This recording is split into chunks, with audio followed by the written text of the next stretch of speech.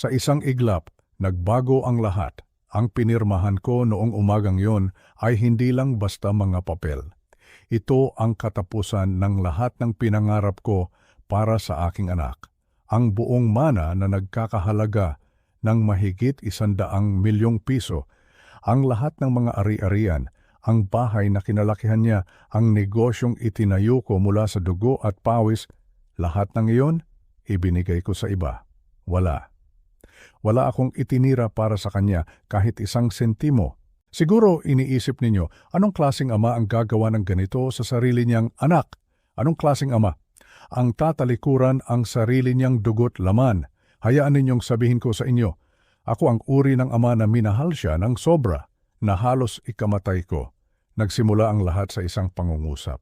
Isang pangungusap na sinabi niya sa akin sa gitna ng kagubatan, habang dahan-dahan niyang tinatalikuran ako. Isang pangungusap na sumira sa puso ko at nagligtas sa buhay ko ng sabay. Ang mga salitang iyon, ang mga salitang nagpabago sa lahat. Sinabi niya, pagkamatay niyo, mas gagalingan ko pa kayo sa pagpapatakbo ng negosyo. Pagkamatay ko, hindi niya sinabing, sana gumaling po kayo tayo, sir, sana humaba pa ang buhay ninyo. Hindi, ang nasa isip niya ay ang pagkamatay ko. At ang pera na kasunod nito, 20 taon. 20 taon ko siyang pinalaki mag-isa simula nang pumanaw ang aking pinakamamahal na asawa, si Elena. Bawat pawis na pumatak mula sa aking noo habang nag-ayos ng mga sasakyan sa aking talyer, bawat gabing puyat para lang masigurong may pagkain kami sa mesa. Bawat sakripisyo, ginawa ko para sa kanya, para kay Miguel. Ibinigay ko sa kanya ang buhay na hindi ko kailanman naranasan. Nag-aral siya sa pinakamagagandang eskwelahan. Binili ko ang bawat hilingin niya, kotse, kondo, lahat. Akala ko iyon ang pagmamahal.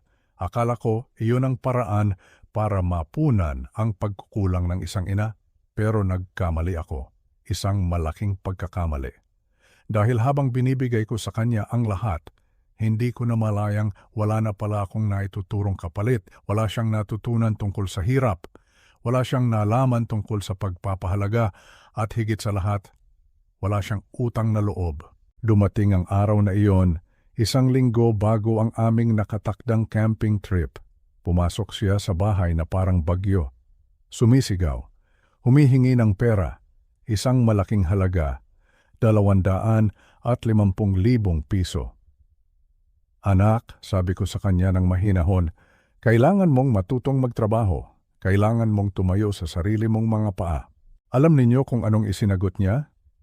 Tinitigan niya ako sa mata, ang mga mata ng sarili kong anak, at nakita ko ang isang bagay na hindi ko pa nakikita dati. Isang bagay na malamig at mapanganib. Sinabi niya, bakit pa ako magtatrabaho? Hihintayin ko na lang na mamatay kayo. Ang mga salitang yon, parang sinaksak ako sa dibdib. Sa harapan ko mismo, ang batang binuhat ko, inalagaan at minahal ng walang kapalit ay hiniling na ang aking kamatayan para lang sa pera. Para sa mana. Doon ko napagtanto, ang anak na pinalaki ko ay isang estranghero na pala sa akin. Isang estrangherong nagpaplano na pala ng masama. Pero ang kwento ay hindi nagtatapos doon. O hindi, dahil ang hindi niya alam, ang ama na minamaliit niya, ang ama na akala niya ay matanda na at mahina, ay may tinatago pang lakas. Ang karanasang natutunan ko sa serbisyo militar, ang mga aral ng buhay na ipinagwalang bahala niya, iyon ang magiging sandata ko. Inakala niyang iiwanan niya ako sa gubat para mamatay. Pero ang hindi niya inasahan, ang gubat ay may sariling paraan ng pagtuturo ng leksyon. At ang hustisya, ang katarungan, ay darating sa paraang hindi niya kailanman aakalain. Ang ginawa niya ay hindi paghihiganti. Ito ay katarungan. Darating ang panahon na pagsisisihan niya ang bawat salitang binitawan niya. At iyon ay simula pa lamang bago tayo magpatuloy sa nakagigimbal na mga pangyayari sa Palawan, mangyaring mag-subscribe muna sa aming channel at i-like ang video na ito. At sana po ipaalam ninyo sa amin sa comments section kung saan kayo nanonood sa mga oras na ito. Maraming salamat po. Ngayon, ituloy na natin ang kwento. Matapos ang marahas na pagsara ng pinto ni Miguel, Ang katahimikan sa loob ng bahay ay mas nakakabingi pa kaysa sa kanyang mga sigaw. Nanatili akong nakatayo, ang panulat ay tila nakadikit na sa aking mga daliri. Ang panginginig ng litrato ng aming pamilya sa estante, iyon ang tanging gumagalaw sa buong silid. At sa pagtitig ko sa nakangiting mukha ng aking yumaong asawang si Elena, isang bigat ang unti-unting dumagan sa aking dibdib. Isang bigat na 20 taon ko nang binabalewala. Hindi ako nakatulog ng gabing iyon. Ang mga salita ni Miguel ay paulit-ulit na tumatakbo sa aking isipan. Bakit ako magtatrabaho kung nakaupo kayo sa lahat ng perang yan? Hihintayin ko na lang na mamatay kayo. Ang bawat salita ay parang patalim na humihiwa sa aking pagkatao bilang isang ama. Kinabukasan, sa halip na magtungo sa aking mga auto supply shop, nanatili ako sa bahay. Hinanap ko ang isang bagay na matagal ko nang hindi binubuklat. Ang mga lumang photo album. Umupo ako sa paboritong silya ni Elena, ang silyang hindi ko magawang itapon, at pinuksan ko ang unang album. Doon, sa unang pahina, naroon ang isang litrato ko. Mas bata pa. Karga ang isang sanggol na si Miguel. Ang kanyang maliliit na kamay ay nakahawak sa aking daliri at ang kanyang mga mata ay puno ng tiwala. Sa tabi ng litrato ay si Elena, ang kanyang ngiti ay sumisikat na parang araw. Kami ay isang buong pamilya, masaya. Habang binubuklat ko ang mga pahina, isang kwento ang nabuo sa aking harapan. Hindi lang kwento ng paglaki ni Miguel, kundi kwento ng aking mga desisyon, kwento ng aking mga pagkakamali. Nakita ko ang mga litrato ng kanyang mga birthday party, bawat isa ay mas magarbo kaysa sa nauna. Naalala ko kung paano ko tiniyak na lahat ng kanyang mga kaklase ay naroroon, kahit na nangangahulugan iyon ng pag-upa ng isang buong Jollibee. Ginawa ko yon dahil gusto kong maramdaman niyang espesyal siya, dahil iyon ang gusto ni Elena. Pagkatapos ay dumating ang mga litrato ng kanyang pag-aaral. Naroon ang isang larawan niya na nakasuot ng uniforme ng isang mamahaling pribadong paaralan. Naalala ko ang mga argumento namin ni Elena bago siya pumanaw. Gusto niya si Miguel sa isang simpleng paaralan kung saan matututo siyang makisalamuha sa lahat ng uri ng tao. Pero ako, matigas ang ulo ko. Sabi ko, ang anak natin ay nararapat sa pinakamahusay. Ang totoo, gusto kong punan ng isang bagay sa sarili ko, ang kahirapan na aking dinanas noong bata pa ako. Ayaw kong maranasan niya iyon. Kaya binayaran ko ang matrikula na nagkakahalaga ng daan-daang libo bawat taon, kahit na nangangahulugan yon ng pagtatrabaho ko tuwing Sabado at Linggo. Pinuklat ko pa. Naroon ang litrato niya sa kanyang graduation sa Ateneo. Nakatayo siya doon, hawak ang kanyang diploma, ngunit may isang bagay na kakaiba sa kanyang ngiti. Parang pilit. Parang isang obligasyon na tinapos niya para sa akin. Hindi para sa sarili niya. Naalala ko ang pag-uusap namin tungkol sa kanyang kurso. Gusto niyang kumuha ng fine arts. Ngunit sinabi ko sa kanya na walang pera doon. Sinabi ko, mag-business management ka anak para balang araw ikaw ang magpapatakbo ng negosyo. Hindi siya tumutol. Ngunit ngayon sa pagtingin sa litratong iyon, nakikita ko ang pagsuko sa kanyang mga mata. Sinunod niya ako, oo. Pero sa anong kapalit? Ang kanyang mga pangarap, ang pinakamasakit na litrato ay ang huli, ang larawan ng isang bagong-bagong Toyota Vios na may malaking pulang laso. Hodikis, regalo ko sa kanya noong graduation.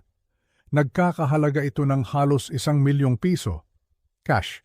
Naalala ko kung gaano siya kasaya, ngunit ang kaligayahang iyon ay panandalian lamang. Pagkalipas ng ilang linggo, humihingi na naman siya ng pera para sa gasolina at maintenance, pagkatapos para sa upgrade ng sound system, at pagkatapos para sa mga road trip kasama ang mga kaibigan. Ang bawat larawan ay isang patunay. Ang bawat alaala ay isang sampal sa aking mukha. Hindi ko siya tinuruan, pinili ko lang siya. Bawat problema niya, mula sa isang bagsak na grado hanggang sa isang maliit na bangga sa kotse, ay nilutas ko gamit ang aking checkbook. Hindi ko siya hinayaang madapa. Hindi ko siya hinayaang matuto mula sa kanyang mga pagkakamali. Palagi akong naroon para saluhin siya, gamit ang aking pera. Nagsimula akong umiyak, hindi dahil sa galit kay Miguel, kundi dahil sa awa sa sarili ko. Naawa ako sa lalaking nasa mga litratong iyon, ang ama na puno ng mabuting intensyon ngunit bulag sa katotohanan. Ang bawat bigay ko ay hindi pagmamahal, ito ay lason, isang matamis na lason na unti-unting pumatay sa kanyang karakter, sa kanyang kakayahang tumayo sa sarili niyang mga paa. Naalala ko ang isang pangako na binitiwan ko kay Elena sa kanyang higaan ng kamatayan. Aalagaan ko siya, sabi ko habang hawak ang kanyang kamay na unti-unti nang nanlalamig. Ibibigay ko sa kanya ang lahat at tinupad ko ang pangakong iyon. Ibinigay ko sa kanya ang lahat, maliban sa isang bagay na pinakamahalaga, ang pagkakataong maging isang tunay na lalaki. Sa hapon na iyon, isang desisyon ang nabuo sa aking isipan. Hindi pa huli ang lahat. Kailangan kong gumawa ng isang bagay na matagal ko nang dapat ginawa. Kinuha ko ang telepono at tinawagan ang aking abogado. May mga bagay kaming kailangang pag-usapan. May mga pagbabagong kailangang gawin. Ito na ang simula. Ang simula ng pagtutuwid sa aking mga pagkakamali kahit gaano pa ito kasakit. Isinara ko ang album at kasabay nito, isinara ko na rin ang isang kabanata ng aking buhay. Ang kabanata ng isang bulag na ama. Ngayon, kailangan kong harapin ang halimaw na ako mismo ang lumikha. At sa unang pagkakataon sa loob ng 20 taon, nakaramdam ako ng takot. Takot hindi para sa aking pera, kundi para sa kaluluwa ng aking nag-iisang anak. Lumipas ang ilang araw sa isang mabigat na katahimikan. Hindi na muling nagpakita si Miguel. Sa totoo lang, isang bahagi ng aking pag-iisip ay nagpapasalamat para doon. Ang sugat na iniwan ng aming huling pag-uusap ay sariwa pa rin at hindi ko alam kung handa na akong harapin siya muli. Kinugol ko ang mga araw na iyon sa aking opisina, hindi lang para magtrabaho, kundi para makipag-usap ng masinsinan sa aking abogado. May mga dokumentong inihahanda, mga pagbabagong ginagawa sa aking last will and testament. Isang hakbang na masakit ngunit sa tingin ko'y kinakailangan. Isang linggo ng umaga, habang nagkakape ako at pinabasa ang dyaryo, biglang tumunog ang aking telepono. Nakita ko ang pangalan ni Miguel sa screen. Bumilis ang tibok ng aking puso. Huminga ako ng malalim bago sagutin. "Hello anak," sabi ko. Sinisikap na panatilihing kalmado ang aking boses. "Tay, kamusta po kayo?" Ang boses sa kabilang linya ay hindi ang boses na puno ng galit na huli kong narinig. Ito ay masaya, magaan, masyadong masaya. Sa katunayan, may kung anong nagparamdam sa akin ng kaba. "Mabuti naman ako," sagot ko. "Hindi ko inaasahan ang tawag mo pagkatapos ng nangyari." Oo, tungkol nga po doon." "Tay!" mabilis niyang sabi. "Look, I've been thinking. Sobra po akong out of line noon. Gusto ko pong bumawi." Ang mga salita ay lumalabas ng napakabilis na parang pinractice. Parang isang salesman na may sinusubukang ibenta. Actually, may proposal po ako. Isang bagay na maaring mag-ayos ng lahat sa pagitan natin. Nanatili akong tahimik. Natutunan ko sa militar ang halaga ng pananahimik. Hayaan mong ang kalaban ang unang gumawa ng hakbang. "Mag-camping po tayo sa Palawan," sabi niya. Ang kanyang boses ay puno ng sigla. "Sa National Park, tayong dalawa lang po." Parang noong bata pa ako, naaalala niyo po ba? Natigilan ako. Camping? Si Miguel ay hindi na nagpakita ng interes sa anumang outdoor activities simula noong high school. Mas gugustuhin pa niyang magkulong sa kanyang kwarto at maglaro ng computer games buong araw. "Parang biglaan naman yata yan, anak." Alam ko, pero heto po ang nangyari. Yung mga kaibigan ko po nag-cancel sa huling minuto at mayroon po akong mga ticket dito na masasayang lang. Bayad na po ang lahat. Flights, camping gear, park permits. Ang buong package mag-e-expire na po bukas kung hindi natin gagamitin. Humingpit ang hawak ko sa telepono. Ang pagmamadali, ang kwento, parang gawa-gawa. Parang idinisenyo para hindi ako makapag-isip ng maigi. "Miguel, kailan ka pa naging organizer ng mga camping trip?" "Come on, no, Tay. Naalala niyo po ba noong tinuruan niyo akong magbasa ng mga bakas ng hayop kung paano gumawa ng apoy gamit ang basang kahoy? Palagi niyong sinasabi na sa kagubatan lumalabas ang tunay na pagkatao ng isang lalaki. Ang pagbanggit niya sa aming nakaraan, may kung anong kumurot sa aking dibdib. Totoo, iyon ang mga panahong masaya kami bago pumanaw si Elena. Bago ko sinimulang lutasin ang lahat ng problema gamit ang pera. Ito na po ang pagkakataon nating mag-reconnect. Pagpapatuloy ni Miguel, ang kanyang boses ay bumaba sa isang mas sinserong tono para alalahanin ang dati nating pagsasama. Walang distractions, walang stress ng syudad. Ama at anak lang sa paraiso. Napapikit ako. Isang digmaan ang nagaganap sa loob ng aking dibdib, sa pagitan ng pag-asa at ng aking kutob. Ang bawat rasyonal na bahagi ng aking utak ay sumisigaw ng babala, ang tiyempo, ang biglaang sigasig, ang kumbinyenteng kwento tungkol sa mga kaibigang nag-cancel, lahat ay parang isang palabas. Ngunit sa ilalim ng lahat ng hinala, mayroong isang mas malalim na sakit. Paano kung totoo ito? Paano kung gusto talaga ng aking anak na ayusin ang aming relasyon? Paano kung ito na ang sagot sa aking mga panalangin? Ang flight po ay sa March 25, pagpilit ni Miguel. Manila papuntang Puerto Princesa, 5 araw sa kagubatan tulad ng dati. 5 araw, inulit ko ang mga salita sa aking isip. 5 araw sa isang liblib na lugar kasama ang taong nagsabing hinihintay niya ang aking kamatayan. Tay, please, masasayang lang po itong mga tiket. Baka ito na po ang huli nating pagkakataon para ayusin kung anuman ang nasira sa pagitan natin. Ang katahimikan ay humaba sa pagitan namin. Tumingin ako sa mga dokumento sa aking mesa. Mga legal na dokumento na maaaring magbago ng lahat. Mga pag-iingat laban sa mga posibilidad na ipinagdarasal kong hindi sana mangyari. Sige, narinig kong sinabi ng sarili ko, tuloy tayo. Talaga po? Fantastic! I-text ko po sa inyo ang flight details. Kita po tayo sa departure gate. This is going to be amazing, Tay. Makikita niyo po. Namatay ang linya.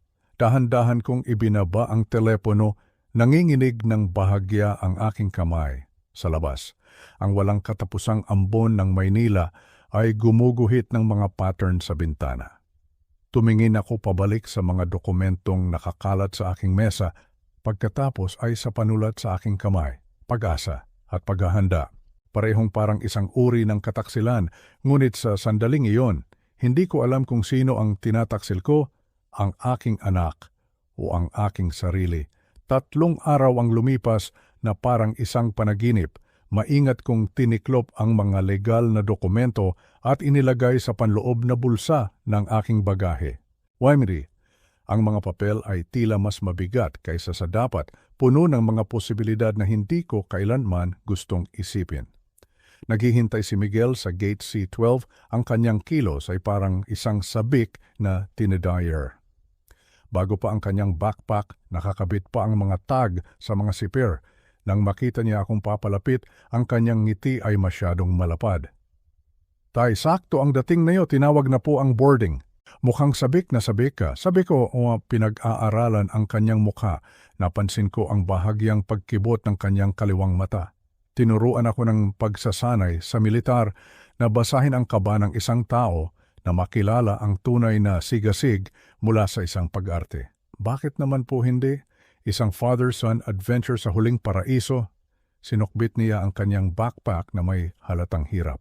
Sa unang flight, walang tigil siyang nagsalita tungkol sa wilderness photography at sariwang hangin habang mas madalas pang tumingin sa kanyang telepono kaysa sa isang taong sabik na mag-disconnect.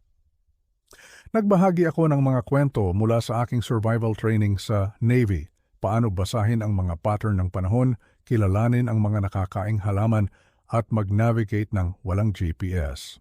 Alam niyo po talaga lahat yan? Tanong ni Miguel, nagsusulat sa isang napkin. 20 taon sa serbisyo ang magtuturo sa iyo na maging handa sa kahit ano. May kung anong kumislap sa kanyang ekspresyon. Isang pagkalkula na nagbabalat kayo bilang paghanga. Pagdating namin sa Puerto Princesa, sinalubong kami ng malinis na hangin at amoy ng mga halaman. Mabilis ang proseso sa rental counter. Isang Toyota Hilux. Kinuha ko ang extra insurance. Ako ang nag-asikaso ng mga papeles habang si Miguel ang nagkarga ng aming mga gamit pabor sa kanyang kanang balikat na tila may iniindang sakit. Sa outdoor supply store muna tayo, anunsyo niya, muling tinitingnan ang kanyang telepono. Kailangan nating kumuha ng ilang dagdag na gamit. Sa isang tindahan, iginiit niya ang mga particular na item, mga high-powered flashlight, flare gun, at isang mahabang lubid. Sobra-sobra para sa isang simpleng camping.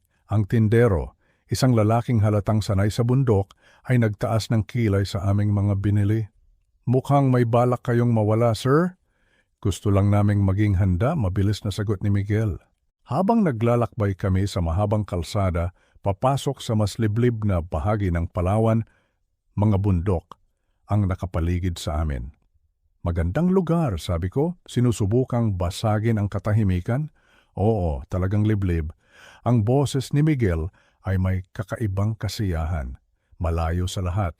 Huminto kami para sa gasolina. Habang pinupuno ko ang tangke, pumasok si Miguel sa convenience store. Sa bintana nakita ko siyang kinuha ang kanyang telepono at may tinawagan. Nagbago ang kanyang postura, nakayuko ang mga balikat, ang boses ay mahina at apurado. Pagbalik niya, kaswal kong tinanong, ayos lang ba ang lahat? Nakita kitang may kausap sa telepono. Tiningnan ko lang po ang weather forecast para bukas, sagot niya, umiiwas sa aking tingin. May paparating daw na bagyo pero lilipas din pagsapit ng umaga. Ang pagsisinungaling ay naging napakadali para sa kanya. Tiningnan ko mismo ang forecast kanina, maganda ang panahon sa susunod na 3 araw. Nang bumalik kami sa kalsada, ang pamilyar na kaba na nararamdaman ko sa militar ay bumalik sa akin. Ang parehong instinct na nagpanatili sa aking buhay sa mga mapanganib na lugar. May mali. Hindi ko lang matukoy kung ano. Sa visitor center ng parke, isang DENR Ranger na nagngangalang Jennifer Walsh, isang babaeng mukhang may kakayahan at walang paligoy, ang nagbigay sa amin ng briefing. Inilatag niya ang isang detalyadong mapa. Mga Ginoo, linawin natin ang inyong gagawin. Ang ruta ng Tlanica River ay magdadala sa inyo ng 40 kilometro mula sa pinakamalapit na ranger station. Walang signal ng cellphone, walang ibang campers sa panahong ito ng taon.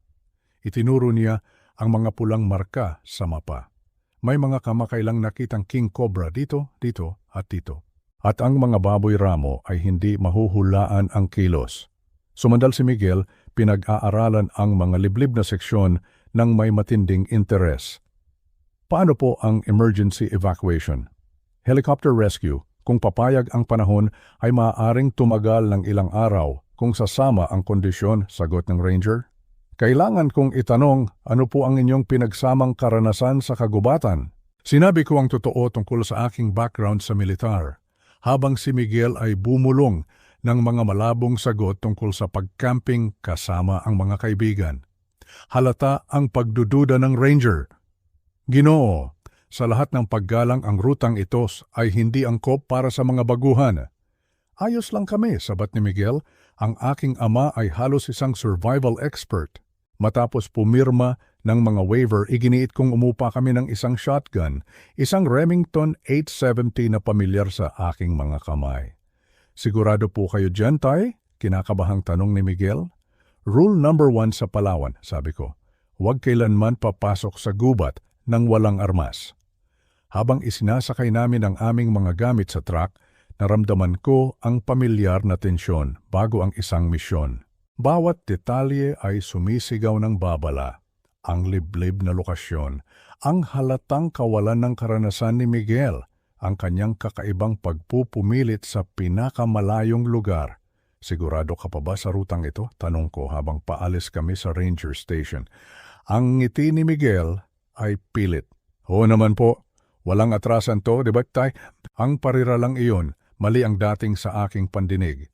Hindi parang pagpapalakas ng loob, kundi isang pagtatapos.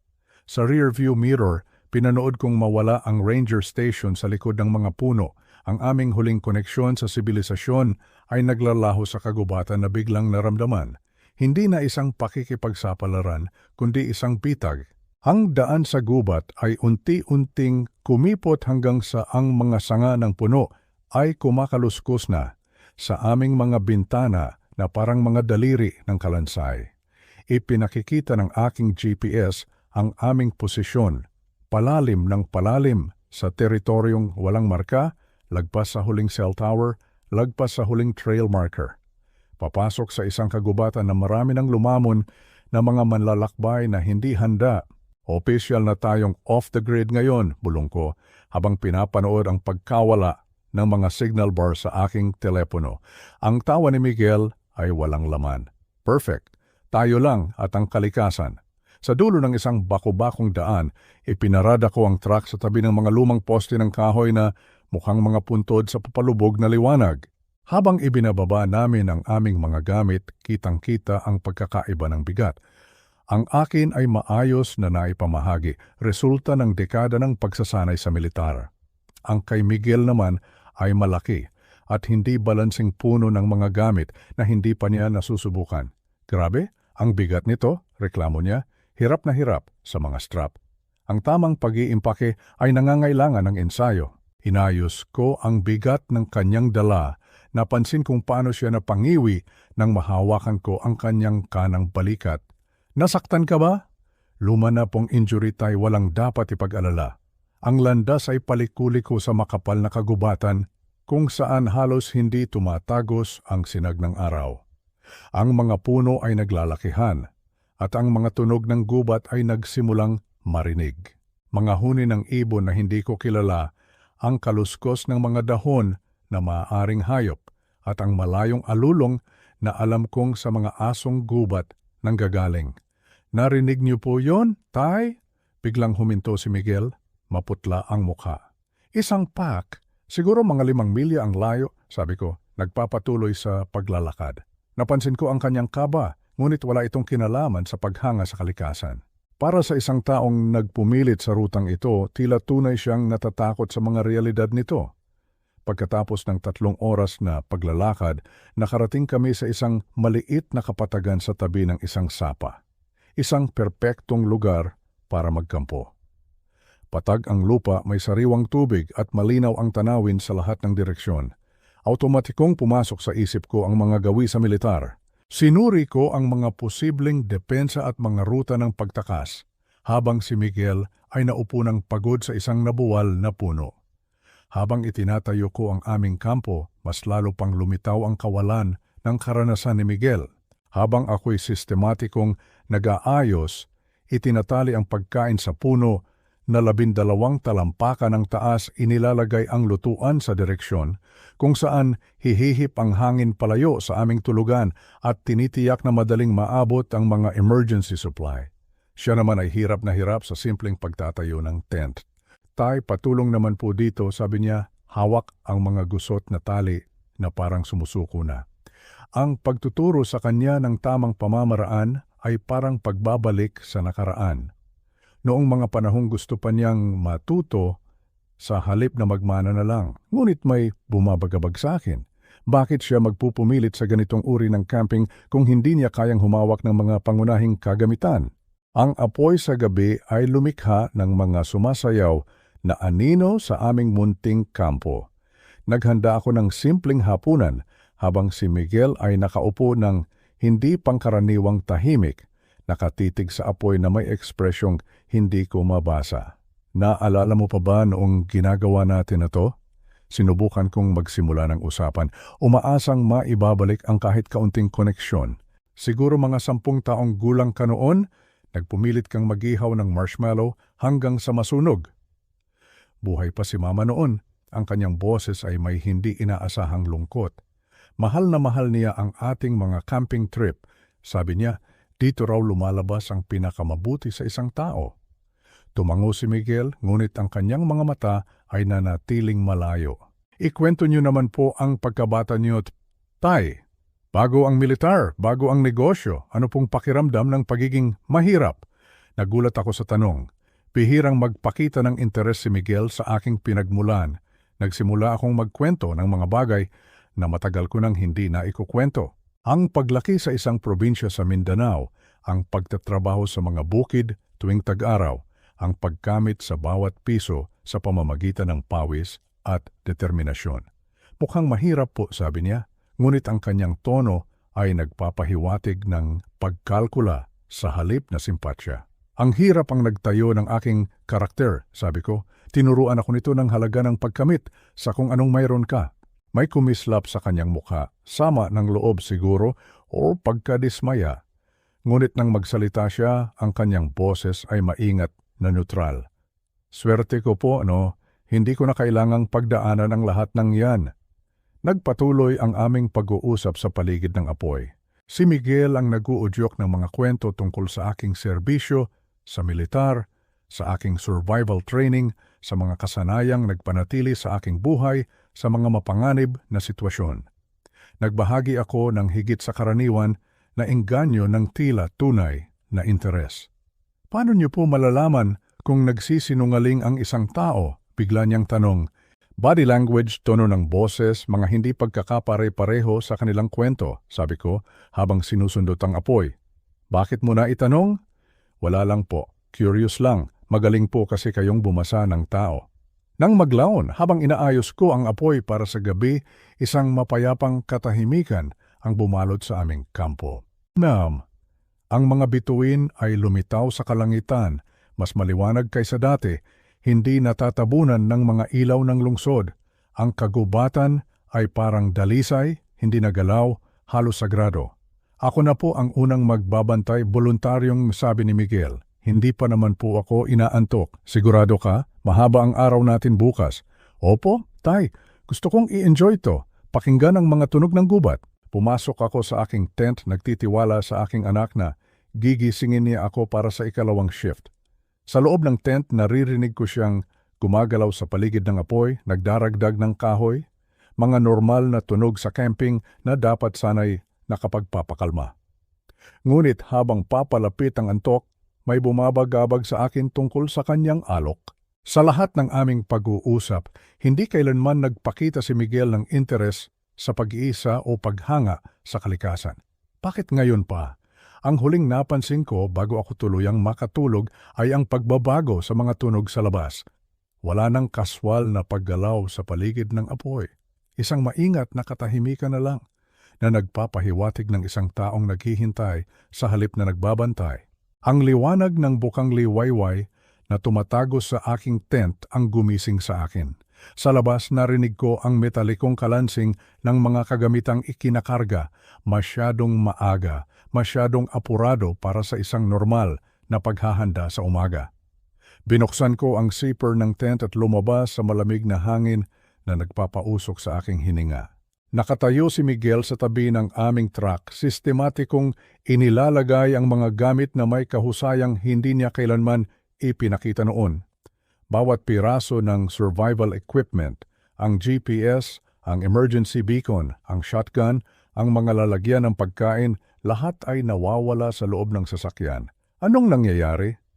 Ang aking boses ay pumutol sa katahimikan ng umaga. Nagulat si Miguel, pagkatapos ay tumayo ng may mapanghamong postura. Naghahanda ng umalis. Nagplano tayo ng 3 pang araw. Bakit ka nagmamadali? Nagbago ang plano. Umiwas siya ng tingin, nagpapatuloy sa pagkarga. Sumasama ang panahon. Ang kasinungalingan ay nakabitin sa pagitan namin na parang usok. Malinaw ang forecast kahapon at ang kalangitan ay walang nagbabantang ulap. Ang aking mga instinct mula sa militar na natutulog mula nang dumating kami sa Palawan ay biglang sumigaw ng babala. Miguel, kausapin mo ako. Ano ba talagang nangyayari dito? May pumutok sa kanyang ekspresyon.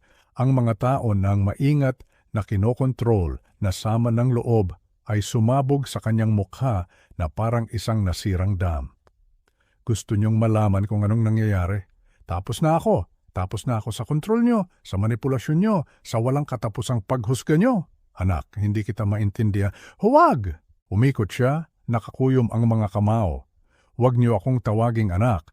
Ang mga anak ay hindi tinatratong parang empleyado. Ang mga anak ay hindi kailangang magmakaawa para sa bawat piso habang ang kanilang ama ay nakaupo sa milyon-milyon. Ang lason sa kanyang boses ay tumama sa akin na parang mga pisikal na suntok.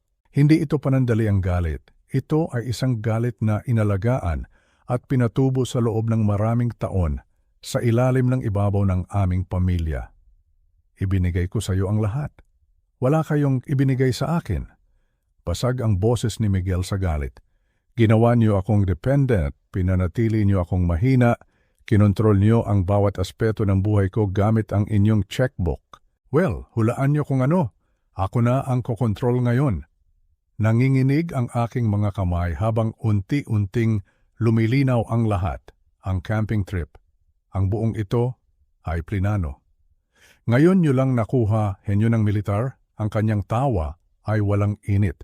Ang tagal niyo ring naintindihan. Bakit, Miguel? Kung kailangan mo ng pera, pwede naman nating pag-usapan. Ayoko na ng allowance niyo, Tay. Gusto ko kung ano ang sa akin dapat. Ang negosyo niyo, ang mga ari-arian niyo, lahat ng bagay na ipinang-iinggit niyo sa akin sa loob ng mga dekada.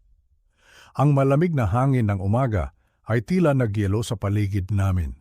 Tinitigan ko ang estrangherong ito na suot ang mukha ng aking anak. Nagsasalita ng mga salitang dumurog sa 20 taon ng pagmamahal ng isang ama. Plano mong iwanan ako dito? Magaling. Oo, iiwanan kita dito para matuto ka. Siguro ang 50 kilometro ng kagubatan ang magtuturo sa iyo kung ano ang tunay na pakiramdam ng pagiging dependent. Sumikip ang dibdib ko. Miguel, ito ay teritoryo ng King Cobra. Walang gamit, walang GPS. Dapat inisip niyo iyan bago niyo ako ginawang puppet. Baka mabuhay kayo, baka hindi. Sa alinmang paraan, mamanahin ko ang dapat na sa akin maraming taon na ang nakalipas. Pakiusap. Ang salita ay parang kinalmot ang aking lalamunan. Ano man ang nagawa kong mali, maaari nating ayusin. Huwag mong gawin ito. Sa isang saglit may kumislap sa kanyang mukha.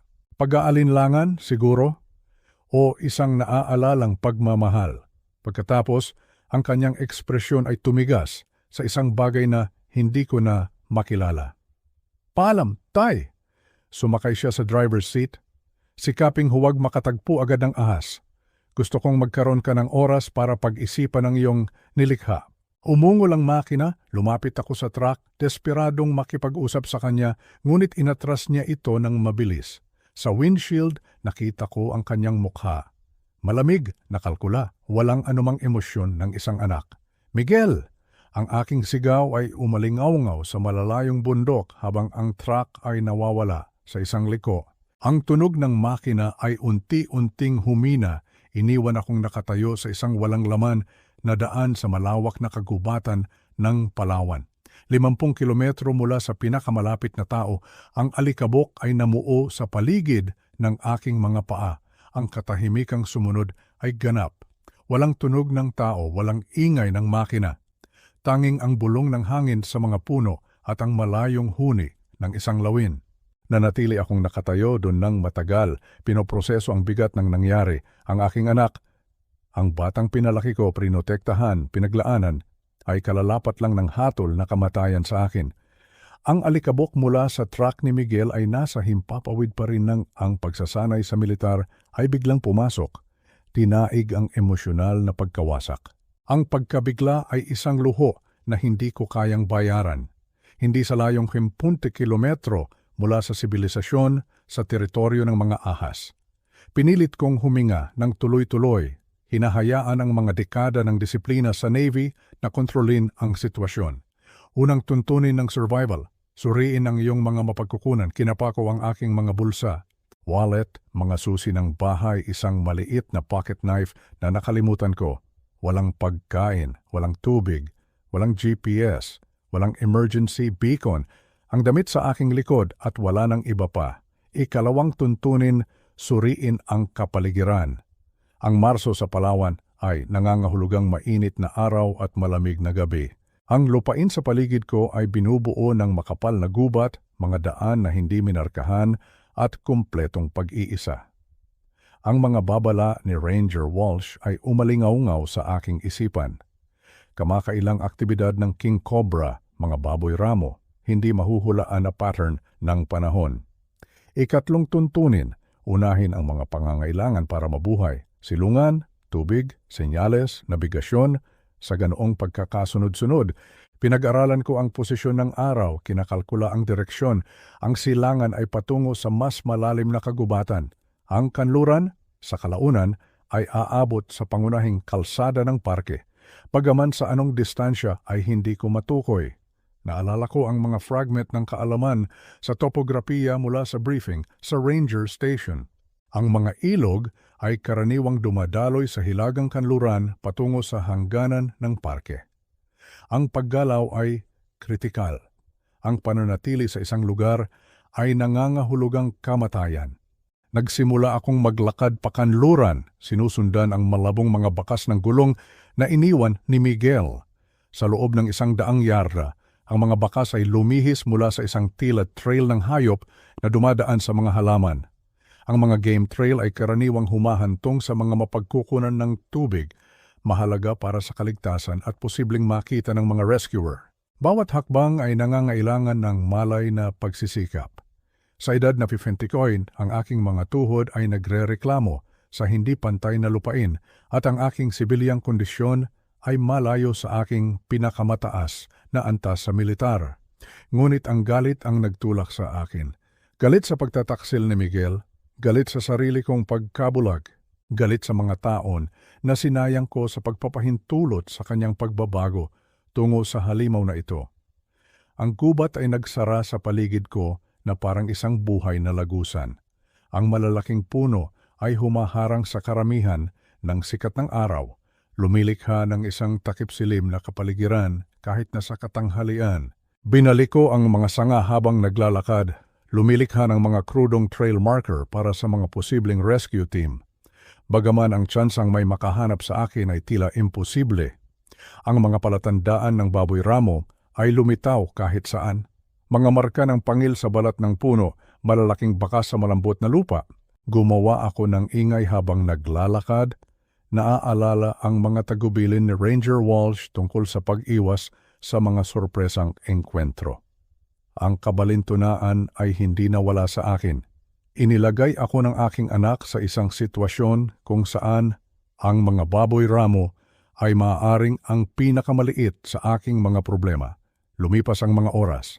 Ang aking bibig ay natuyo pagkatapos ay uhaw na uhaw. Ang game trail ay paliko-liko sa mas makapal na mga halaman at ilang beses ko itong nawala, napilitang bumalik at hanapin ang pagpapatuloy.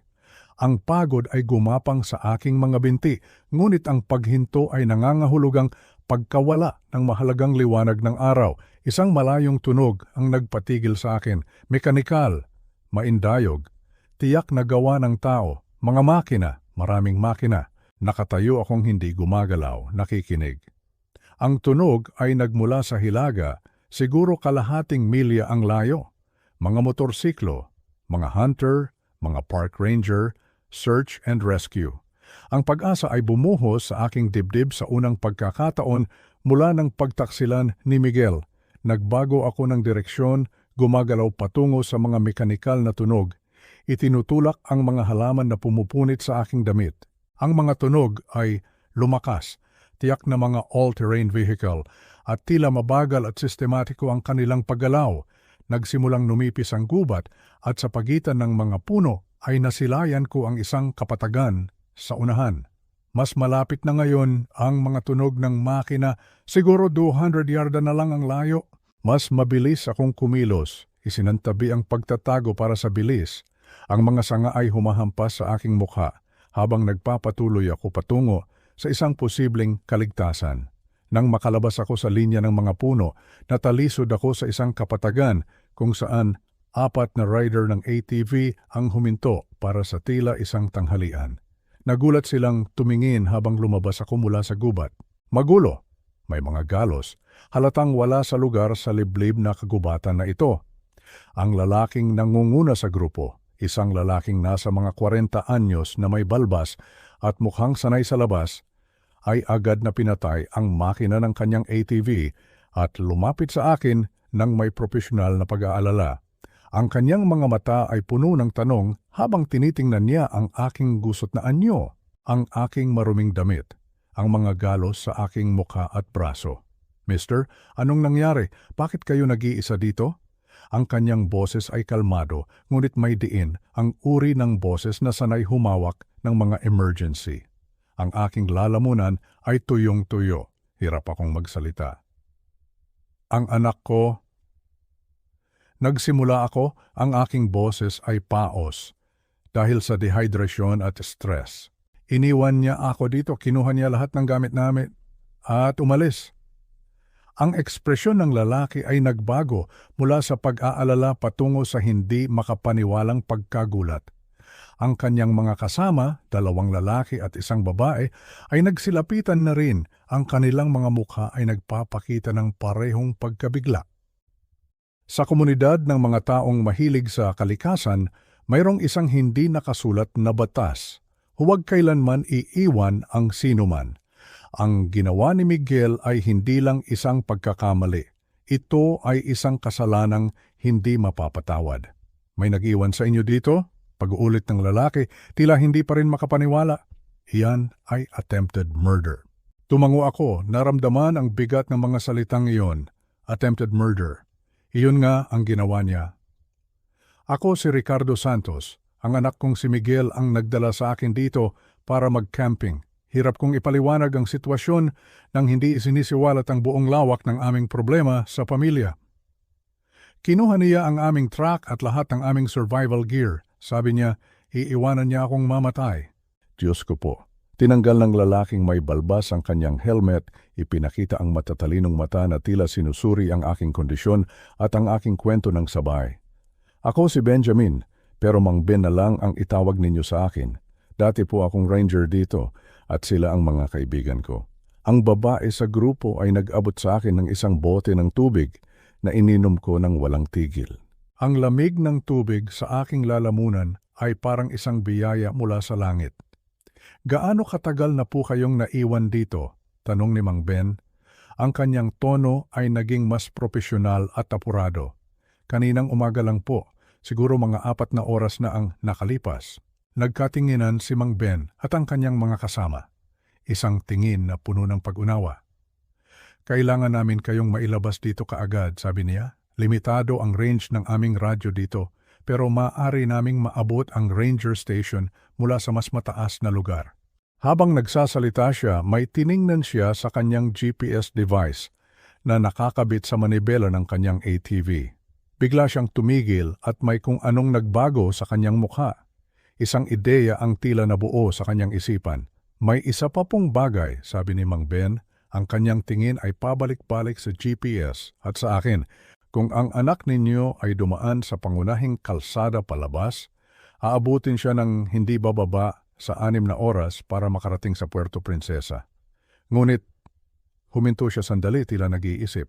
Ngunit may alam akong shortcut. Tumingin ako sa kanya, hindi sigurado kung ano ang ibig niyang sabihin.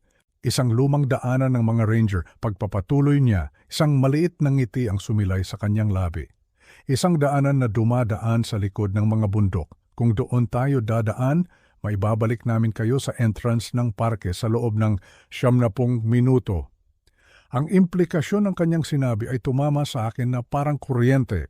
Ang aking pagod at desperasyon ay biglang napalitan ng isang bagong enerhiya, isang bagong pakiramdam, pag-asa, at isang plano. Ang ibig mong sabihin, maaari akong makabalik bago pa siya? Nang napakadali, sagot ni Mang Ben. Ang tanong ay, gusto niyo bang isama agad ang mga pulis o may iba pa kayong plano?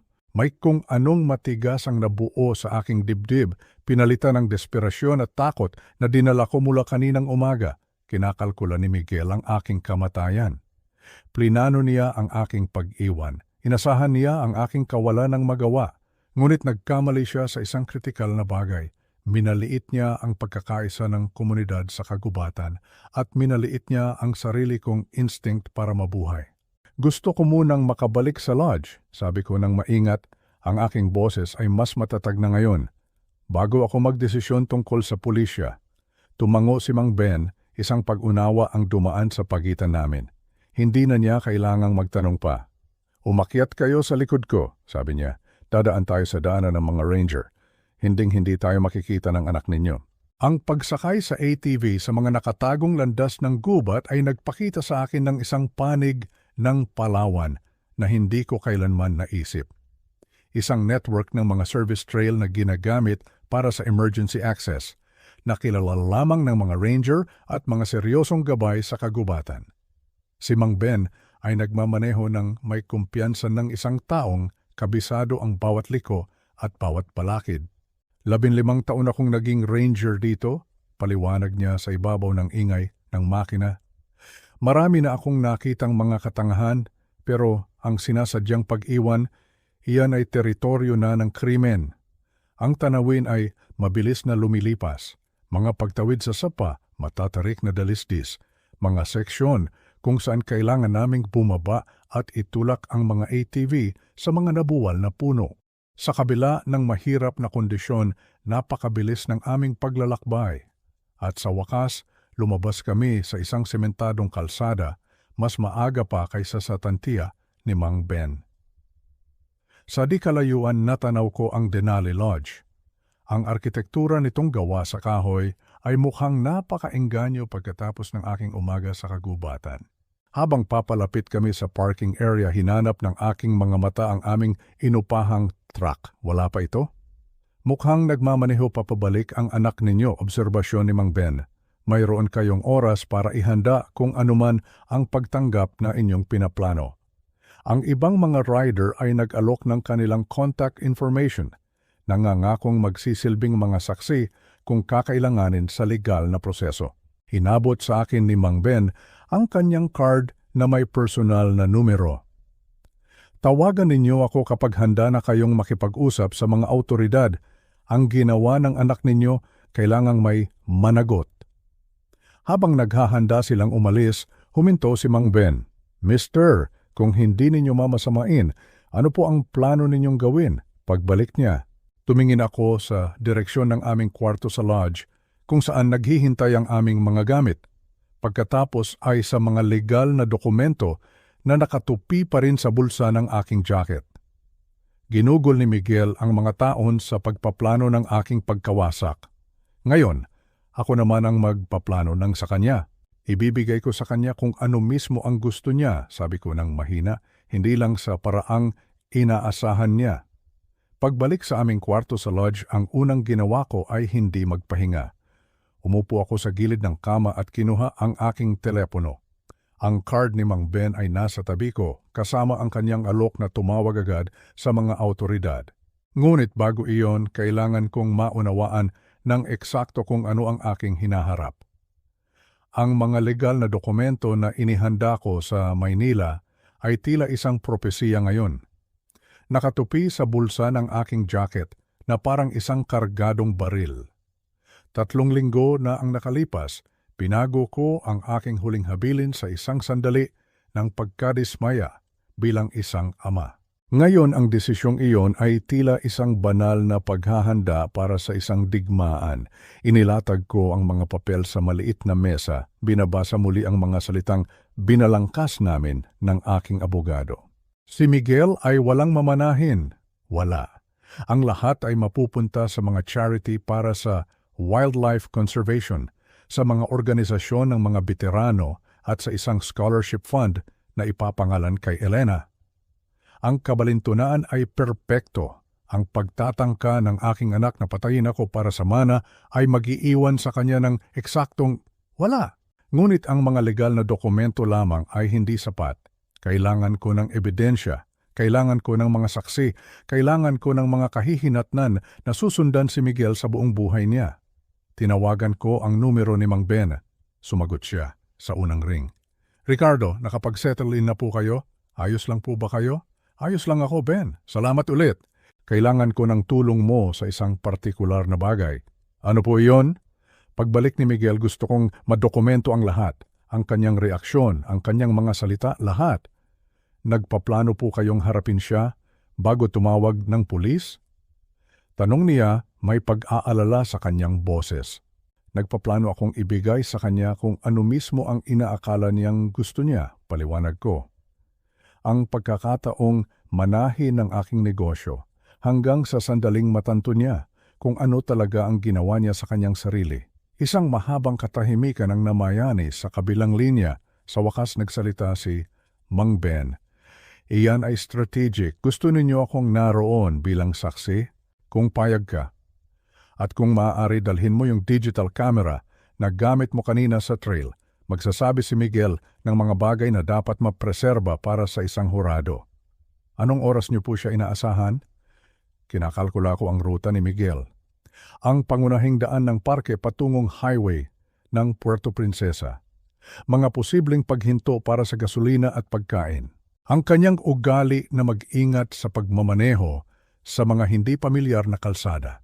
Sa pagitan ng alas 9 at alas 10 ngayong gabi, sabing ko, pagod na siya, sobrang kumpiyansa. Inaasahang makakahanap ng isang walang laman na kuwarto at isang nagdadalamhating ama na hindi na nakabalik.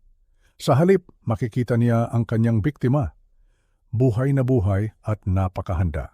Matapos sumang-ayon si Mang Ben na darating ng 8:30, tinawagan ko ang aking abogado sa Maynila. Ang pag-uusap ay maikli ngunit mahalaga.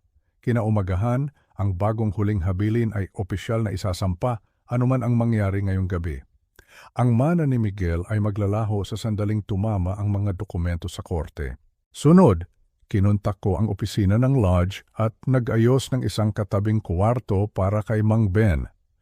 Ang desk clerk, isang matandang babae na nakakita na ng mga dekada ng drama sa Palawan, ay walang itinanong tungkol sa hindi pangkaraniwang hiling.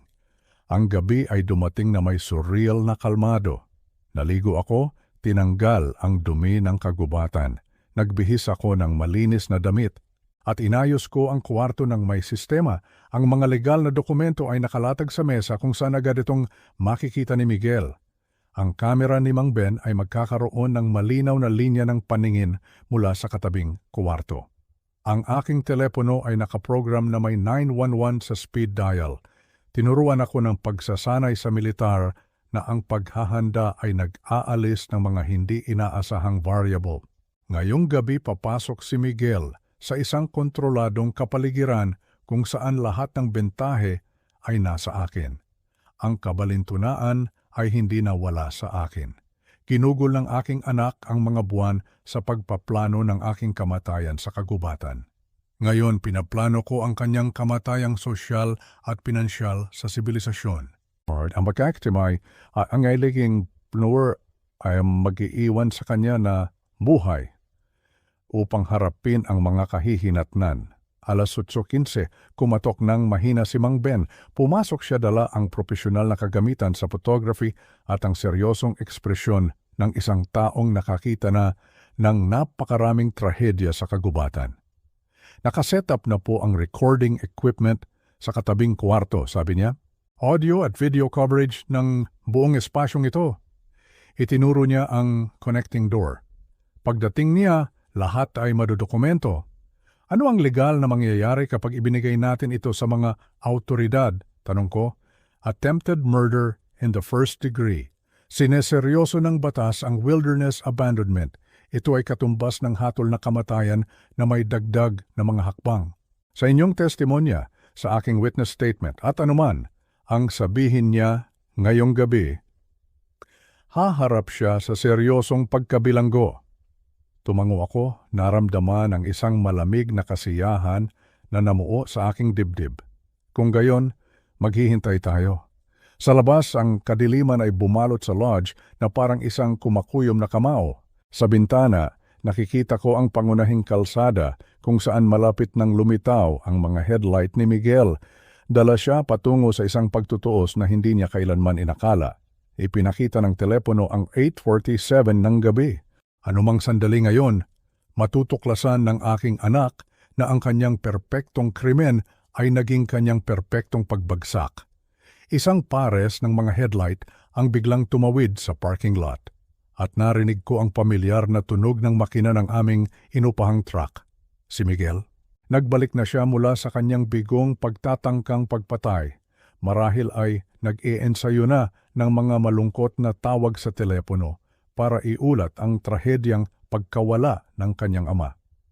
Inayos ko ang aking sarili sa upuan na nakaharap sa pinto.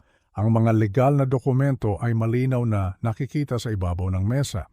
Sa kabilang dingding, narinig ko ang mahinang pag-ubo ni Mang Ben, isang senyales na handa na ang lahat. Handa na kami. Ang susi ni Miguel ay 2 beses na kumaskas sa seradura bago ito pumasok. Nang bumukas ang pinto, pumasok siya na may pag-iingat ng isang taong umaasang makahanap ng isang walang laman na kwarto. Ang ilaw sa itaas ay nagliwanag sa kanyang mukha at pinanood ko ang pagkilala na tumama sa kanya na parang isang pisikal na suntok. Ang kanyang mga mata ay lumaki, ang kanyang bibig ay bahagyang bumuka. Tay, ang salita ay lumabas na parang sinakal, hindi makapaniwala. "Hello, anak," sabi ko. Ang aking boses ay kalmado na parang nag-uusap lang kami tungkol sa panahon. "Kamusta ang iyong biyahe?" Ang kanyang mukha ay dumaan sa sunod-sunod na emosyon. Pagkalito, pagkabigla, at isang bagay na papalapit sa matinding takot. "Kayo, paano kayo nakabalik dito? Mukhang mas mahirap akong patayin kaysa sa iyong kinakalkula." Ang mga binti ni Miguel ay tila ng hina. Napahawak siya sa hamba ng pinto. Ang kanyang mga mata ay palingalinga sa kwarto na parang naghahanap ng matatakasan. "Hindi ko po maintindihan. Iniwan ko po kayo 50 kilometro? 50 kilometro mula sa kahit saan, walang pagkain, tubig o gamit." "Oo, naalala ko," sabi ko. Pinapanatili ang aking palakaibigang tono. "Maganda ang pinili mong huling salita. Sa totoo lang, bahala na ang gubat sa'yo. Talagang nakuha nito ang sentimiento." "Tay, sandali lang po. Hindi nyo naiintindihan." "Oh, naiintindihan ko ng perpekto," sabi ko, dahan-dahang tumatayo. "Dinala mo ako sa Palawan para patayin ako para sa aking mana. Ilang buwan mo itong plinano, sinaliksik ang pinakaliblib na posibleng lokasyon at pinraktis pa ang iyong routine bilang nagulat na anak kapag natagpuan na ng mga awtoridad ang aking bangkay." Ang bibig ni Miguel ay bumuka at sumara ng walang salita. Mga butil ng pawis ang namuo sa kanyang noo sa kabila ng malamig na gabi.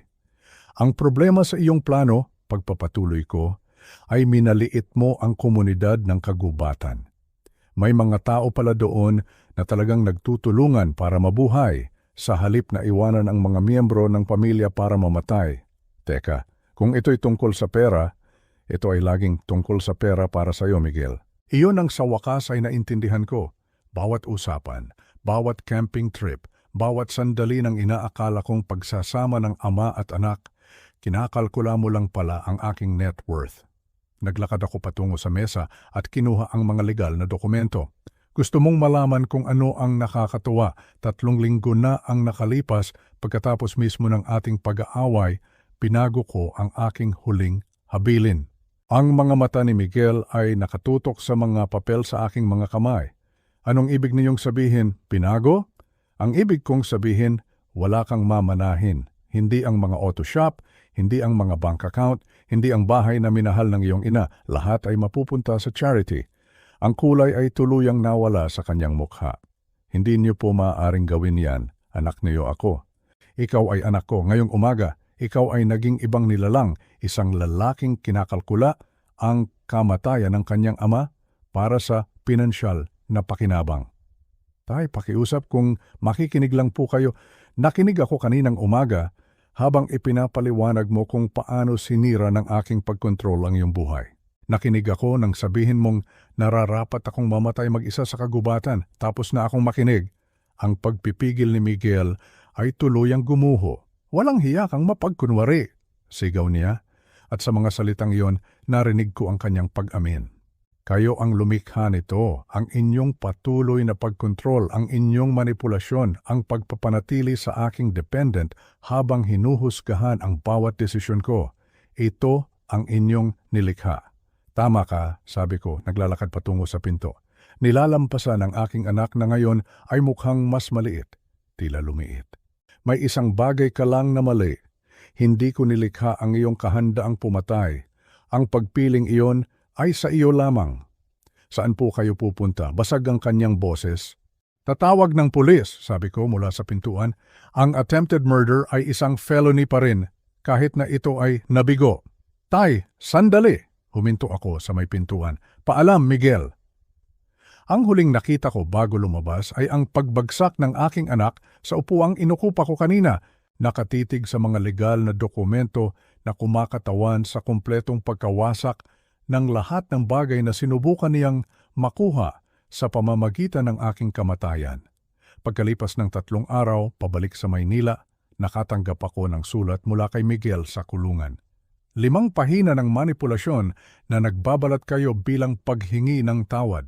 Ipinabasa ko ito ng 1 beses pagkatapos ay ipinasok sa paper shredder sa aking opisina. Ang ilang mga relasyon ay hindi nakakaligtas sa attempted murder. Dinala ako ni Miguel sa Palawan para mamatay para sa pera. Sa halip, natuto akong mabuhay para sa isang layunin. Sa pagtatangkang sirain ako, hindi sinasadyang itinuro niya sa akin ang pagkakaiba sa pagitan ng pagbibigay sa isang tao at ang tunay na pagmamalasakit sa kanila. Ang kabalintunaan ay perpekto at perpektong makatarungan.